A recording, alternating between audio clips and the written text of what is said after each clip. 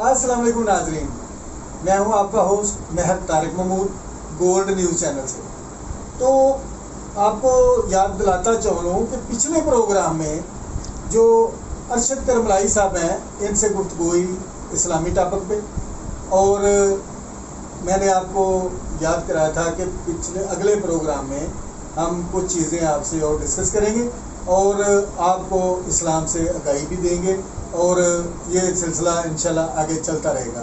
तो अब हमारे साथ मौजूद हैं अरशद करमलाई साहब, जो कि पूरे वर्ल्ड में इस्लामी तालीमात पर काम कर रहे हैं।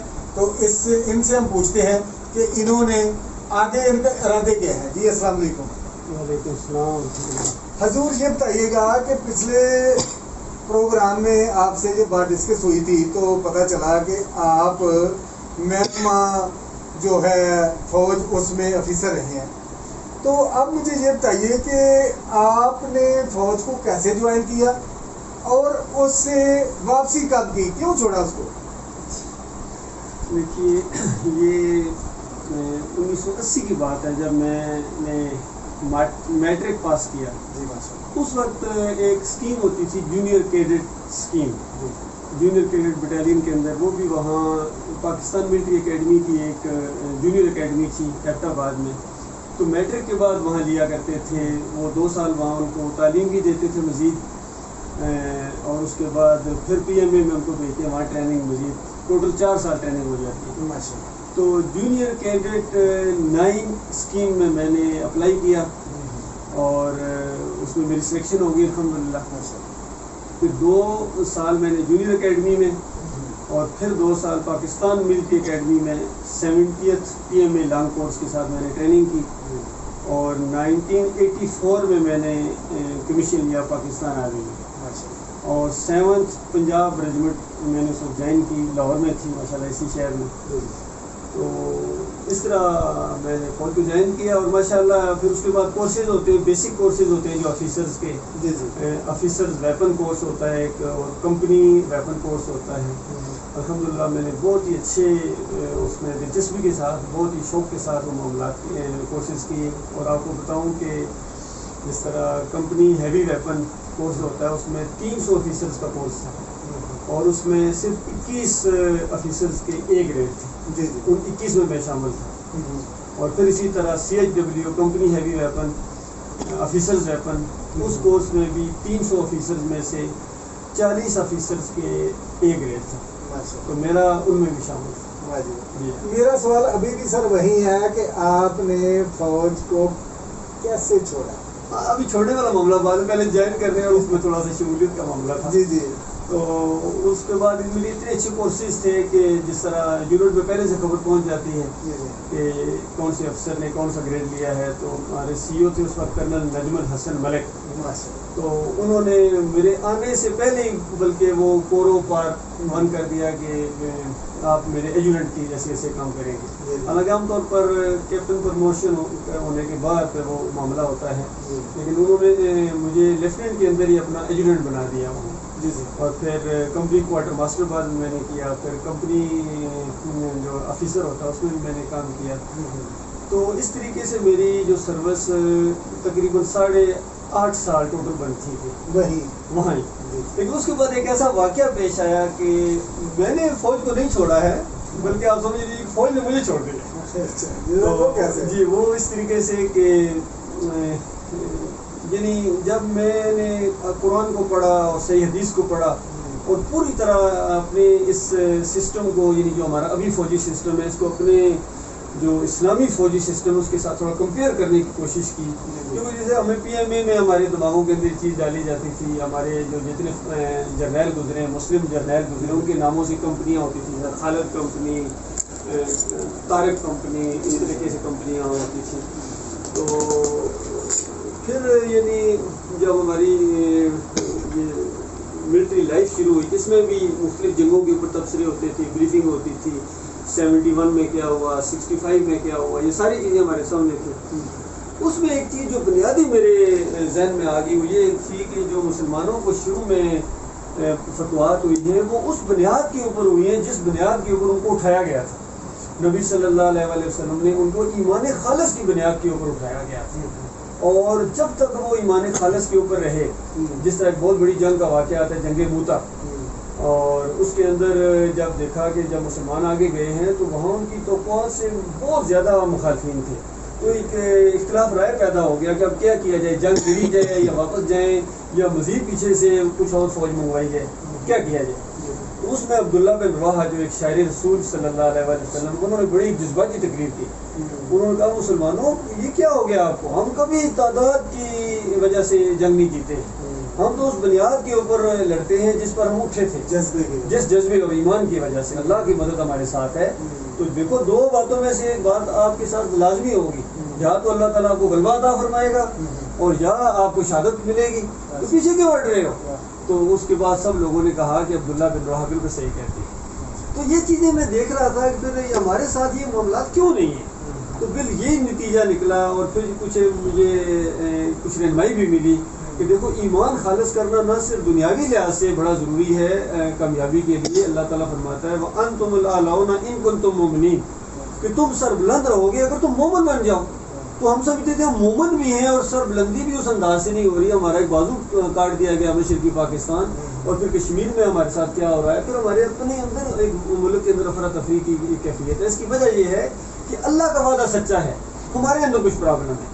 تو یہ جب بات میں نے اپنے آفیسرز کے اندر کہی، اور خاص کر کمانڈنگ آفیسر کرنل نجم الحسن ملک صاحب کے سامنے یہ باتیں ہیں، اصل میں ان کو اس سے کچھ یعنی انہوں نے اس کو ایک ادا کا مسئلہ بنا لیا، کیونکہ وہ ایک خاص مخصوص قسم کے طبقے کے ساتھ ان کا وہ نظریات تھے، جس طرح ہماری شیعہ فیملی ہے۔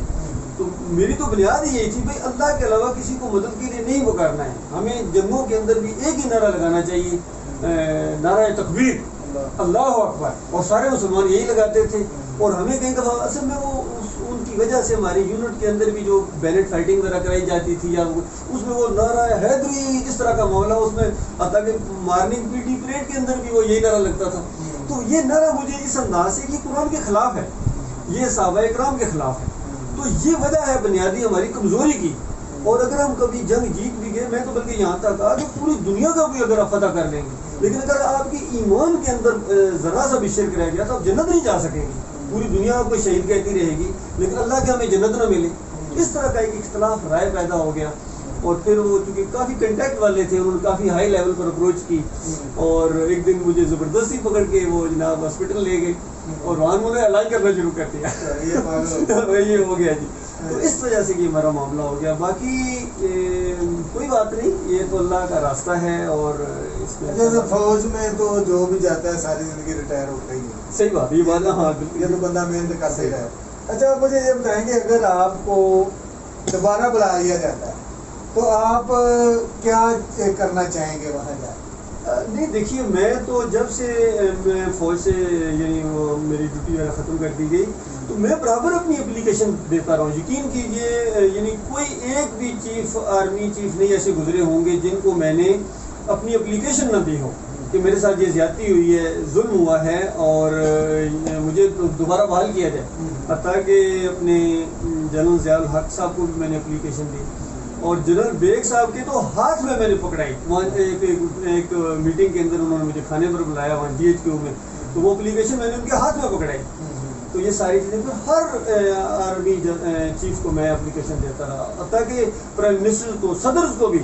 اور اگر یقین کریں اگر کوئی بندہ وہاں دیکھے تو میری باقاعدہ فائل بھری ہوئی ہوگی میری اپلیکیشن کی کہ میرے ساتھ زیادتی ہوئی ہے، لیکن بس وہ آگے سے وہ اس طرح جواب دے دیتے تھے ڈیوٹی سروس ریزنز، اور اب ٹائم زیادہ ہو چکا ہے، اس طرح کی باتیں۔ تو وہ تو اس لحاظ سے تو میں جب بھی مجھے بلائیں گے میں جانے کے لیے تیار ہوں، اور اب تو بلکہ زیادہ ضرورت ہے ایسے آفیسرز کی جو نظریاتی طور پر مضبوط ہوں۔ باقی ایک معذرت چاہتا ہوں، میں ایک دن بھی میں نے کبھی نہیں محسوس کیا کہ میں فوج سے علیحدہ ہوں، کیونکہ دیکھیے جس طرح ہماری زمینی سرحدیں ہوتی ہیں ان کی حفاظت بڑی ضروری ہے، اس سے زیادہ میں سمجھتا ہوں کہ نظریاتی سرحدوں کی حفاظت بہت ضروری ہے۔ نظریاتی طور پر ہمیں بہت زیادہ مضبوط ہونا چاہیے، اس لحاظ سے میں اپنی قوم کی، اپنے ملک کی اور وہ برابر خدمت کر سکتے۔ اگر آپ کو فوج واپس بلا لیتی ہے تو آپ کس طریقے سے ان کی خدمت کا آغاز کریں گے؟ دیکھیے اب وہ ایج بھی میری اس انداز سے تو نہیں ہے، ظاہر بات ہے اب میں 56-7 کا ہو گیا ہوں اور وہ ایکٹیو سروس نہیں رہتی ہے، لیکن میری سول میں آ کے میری بہت زیادہ تربیت ہوئی ہے دوسرے انداز سے. جس طرح میں نے ایم اے ایجوکیشن کیا ہے، اسلامک ہسٹری میں نے ماسٹر ڈگری کی ہے، میرے زیادہ معلومات ہوئی ہے، میرا تجربہ وسیع ہوا ہے، میں پبلک میں آیا ہوں، عوام میں آیا ہوں، اور پبلک اور یعنی عوام کا اور فوج کا آپس میں بہت بڑا رشتہ ہے. جب تک یہ آپس میں ایک نہیں ہوں آگے کامیابی بڑی مشکل ہوتی ہے. تو اب مجھے اللہ تعالیٰ نے بولنے کی بھی صلاحیت دی ہے. میں جتنی پاکستان ملٹری اکیڈمی ہے وہاں میں لیکچر دے سکتا ہوں، جو نئے آفیسرز تیار ہو رہے ہوتے ہیں میں ان کی میں نظریاتی ان کی تربیت کر سکتا ہوں، تاکہ انفینٹری اسکول کوئٹہ جو بھی جتنے بھی بڑے بڑے جرنیلوں کو لیکچر دے سکتا ہوں الحمدللہ دینی ایمان کے اوپر، ان کو موٹیویٹ کر سکتا ہوں. ان کے عقائد کے اندر جو خرابیاں ہیں میں ان کو دور کرنے کے لیے پوری طرح قرآن اور حدیث کی بنیاد کے اوپر میں ان کی رہنمائی کر سکتا ہوں اس انداز سے. ارشد صاحب اب مجھے یہ بتائیے گا کہ آخری سوال ہے کہ اگر سول حکومتیں اکثر جو ہے وہ گلہ کرتی ہیں کہ محکمہ فوج جو ہے وہ ہمارے انتظامی امور میں مداخلت کر رہے ہیں، تو آپ اس کو کس طرح دیکھتے ہیں؟ یہ کیسا سچ ہے؟ دیکھیے سول حکومتیں اس طرح کا معاملہ کرتی رہتی ہیں، لیکن میں کیونکہ سول میں بھی آ کے سویلینز کو بھی جانتا ہوں اور فوج بھی میں رہا ہوں. عام طور پر ایسے لوگ یہ اعتراضات کرتے ہیں جو فوجی نہیں ہوتے ہیں تو وہ نہیں سمجھ سکتے ان چیزوں کو. میں دونوں کے اندر رہا ہوں تو میرا یہ تجربہ ہے، میں نے شروع سے اس چیز کو محسوس کیا ہے کہ فوج کبھی بھی پاکستان کے انتظامی معاملات میں مداخلت کرنے کا وہ ارادہ ہی نہیں رکھتے. یقین کیجیے کوئی ان کو شوق نہیں ہوتا. ان کا اپنا سسٹم اتنا بڑا ہے، اتنی مصروفیات ہیں، اتنی ذمہ داریاں ہیں کہ وہ ان کے پاس اتنا ٹائم نہیں ہے. جب کبھی بھی ہوا ہے یقین کیجیے، چاہے وہ جنرل ایوب ہوں، اس کے بعد جنرل ضیاء الحق ہوں، یا بعد میں یہ جنرل مشرف کا معاملہ آپ کے سامنے ہے، یقین کیجیے یہ انتہائی مجبوری کی حالت میں آتے ہیں. جب پوری طرح یہ بات واضح ہو جاتی ہے کہ جو سول جو حکمران ہیں وہ یعنی اس طریقے سے کنٹرول نہیں کر پا رہے ہیں، اور بلکہ ایک حد تک معاملہ آگے چلا جاتا ہے جس طرح غداری سی محسوس ہوتی ہے. جیسا پاکستان کی بجائے وہ اپنی ذات سے زیادہ محبت کرتے ہیں. ان کو یعنی اپنی ذات بنانا، اپنا مال اکٹھا کرنا، یہ کرنا، اپنے مفادات کو وہ زیادہ ترجیح دیتے ہیں پاکستان کے اوپر. اور پاکستانی فوج نے تاکہ جس میں بھی شامل ہوں، ہم نے پاکستان کو دفاع کرنے اور اس کی سالمیت کی گویا قسم کھائی ہوتی ہے کہ جب اس کے اوپر کوئی آنچ آنے کا معاملہ ہے تو پھر سارے قانون پیچھے چلے جاتے ہیں. تو بالکل یہ معاملہ ہوا ہے. اور یقین کیجیے اگر کوئی ایسا حکمران آ جائے، اور ابھی میں تھوڑا سا بلکہ محسوس کر رہا ہوں کہ جس طرح عمران خان صاحب آئے ہیں، اب دیکھیے فوج بڑی مطمئن ہے اور پوری طرح وہ ان کے اشاروں کے اوپر چلنے کے لیے تیار ہیں، ان کی عزت احترام کرنے کے لیے تیار ہیں، اور وہ بھی ان کو عزت احترام کرتے ہیں. کیونکہ جو بھی لیڈر ہے، چاہے اس کے الگ عقائد جیسے بھی ہیں، عمران خان صاحب کے بھی عقائد کے اندر کچھ وہ خرابیاں ہیں، شرک کی آمیزش ہے، لیکن وہ کم از کم کرپٹ نہیں ہے اور پاکستان کے ساتھ ایک مخلص نظر آتے ہیں اور سٹینڈ کرتے ہیں، اور ان کی بات کو بڑا وزن ہے. اس لیے فوج بڑی مطمئن ہے، کبھی بھی نہیں آئے گی اس انداز سے. لیکن پچھلی حکومتوں میں آپ نے دیکھا کیا معاملہ ہوا ہے، کس وجہ سے آنا پڑا ہے، انتہائی مجبوری کی حالت. کوئی سیاسی جماعت بنانے کا پروگرام ہے؟ کوئی دیکھیے اسلام کے اندر سیاسی اور مذہبی کوئی علیحدہ معاملات نہیں ہیں. آپ نے دیکھا ہوگا نبی علیہ السلام کی دعوت کے بعد جو ایک اسلامی ریاست وجود میں آئی ہے، نبی علیہ السلام ایک نبی بھی ہیں اور اس کے حکمران بھی ہیں اس سیاست کے. پھر ابو بکر صدیق رضی اللہ تعالیٰ وہ خلیفۃ الرسول ان کو کہا جاتا ہے، تو ایک مملکت کے وہ سربراہ بھی ہیں اور اپنی فوجوں کے انچارج بھی ہیں، سب کچھ ہے. پھر امیر المومنین عمر بن خطاب کا معاملہ ہے، سارے اسی طریقے سے ہیں. تو اس کو علیحدہ نہیں کیا جا سکتا ہے. وہ جو کسی نے کہا ہے نا کہ اگر سیاست کو، میرے شعر تو نہیں آتا لیکن مفہوم میں، کہ اگر سیاست کو دین سے علیحدہ کر دیا وہ چنگیزی رہ جاتی ہے. تو ہمیں دین دار ہونا چاہیے. ہمارے جتنے مساجد جرنیل ہیں ان کو نماز پڑھانا بھی چاہیے. یہ نہیں کہ نماز پڑھا کے مولوی صاحب رکھا ہوا ہے، یہ نہیں ہے، ان کی ڈیوٹی ہے. اس طرح گورنر کی ڈیوٹی ہے، وزیر اعظم کی ڈیوٹی ہے. ان کو پہلے اپنا دین پورا خالص کرنا چاہیے، سیکھنا چاہیے، اور پھر ان کی ذمہ داری ہے.